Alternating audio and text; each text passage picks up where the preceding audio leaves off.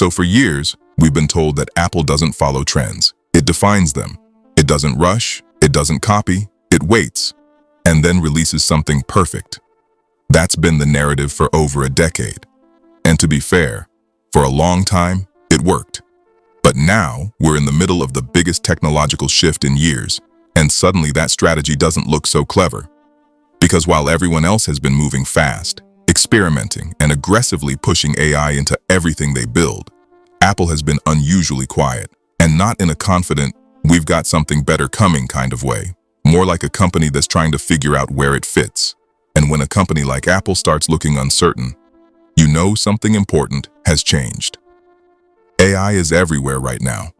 It's in your phone, your apps, your work, your social feeds, whether you asked for it or not. Every company is talking about it. Every CEO is selling it. And every platform is trying to convince you they've cracked it. And depending on who you listen to, this is either the greatest opportunity you'll ever see or the beginning of mass job loss and chaos. In reality, it's neither. It's a tool. A powerful one, yes, but still just a tool. And like every tool, it only becomes valuable when it's used properly. The problem is, most people don't understand how to use it. And more interestingly, some companies don't either.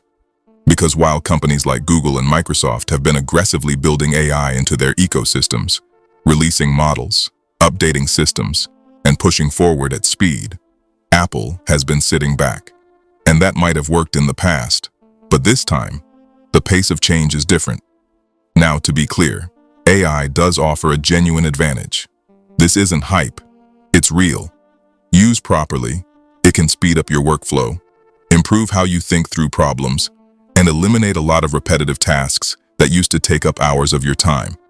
It can help you organize ideas, generate content, analyze information, and even create new ways to make money. That part is undeniable. But here's where people get it wrong. None of this happens automatically. You don't just open a tool and suddenly become more productive or more successful. You still need direction. You still need to make decisions. You still need to think. And that's exactly the part most people try to skip. They want the outcome without the process. And when that doesn't work, they blame the tool instead of their approach.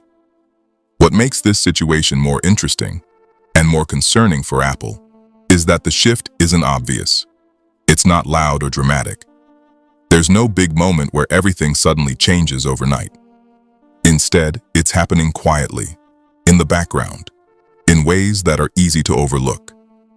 Someone starts using AI to speed up their work. Someone else uses it to produce more in less time. Another person begins solving problems faster than the people around them. Individually, none of this looks particularly impressive. It doesn't feel like a revolution. But over time, those small improvements start to stack. And when they stack, they compound. And when they compound, they create a gap. That's the part most people miss. Because the gap doesn't appear all at once. It builds slowly. At first, it's barely noticeable. Then it becomes difficult to ignore. And eventually, it becomes impossible to catch up to. The people using these tools effectively aren't just working faster. They're operating differently. They're making better decisions, producing more output, and adapting quicker than everyone else. And the people who aren't, they're stuck trying to figure out why they're falling behind. This is how real change happens. Not through dramatic moments, but through consistent, incremental advantages that build over time. And this is exactly where Apple starts to look vulnerable, because its entire business model has always been built on control. Control over hardware, control over software, control over the user experience. It creates a closed ecosystem where everything works seamlessly together. And for years, that's been its biggest strength. But AI doesn't fit neatly into that model, because the most advanced AI systems right now aren't being built by Apple. They're coming from companies like Google, with tools like Gemini, and from partnerships involving platforms like ChatGPT, which puts Apple in an unusual position, because instead of leading, it's starting to rely on technology built by its competitors.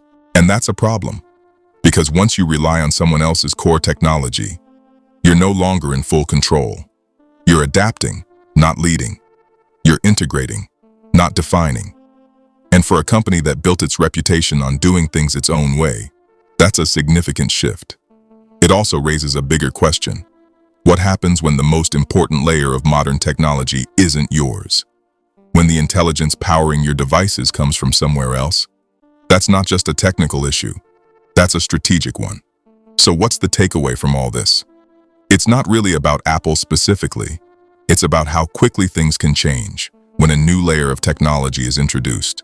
And more importantly, how people and companies respond to that change.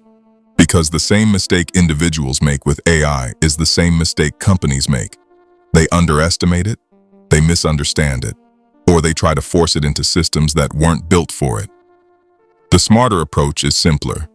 You don't start with the tool. You start with the problem. You identify what's slowing you down, what's inefficient, what's wasting your time, and then you apply the tool to that specific issue. That's how you create real value. That's how you build an advantage. What we're seeing right now is a divide forming, not between smart people and unintelligent people, but between those who adapt early and those who hesitate. And that divide doesn't stay static. It grows. Because the people who start early don't stop improving. They keep refining, learning, and building on their advantage. And over time, that creates a gap that becomes harder and harder to close. So no, this isn't the end of Apple, not even close. But it is one of the few moments where a company that's usually ahead of the curve looks like it's trying to catch up. And in a space moving as fast as AI, that's not where you want to be. Because the real advantage doesn't come from your history, your brand, or even your past success. It comes from how quickly you can adapt when the rules change. And right now, that's exactly the challenge Apple is facing.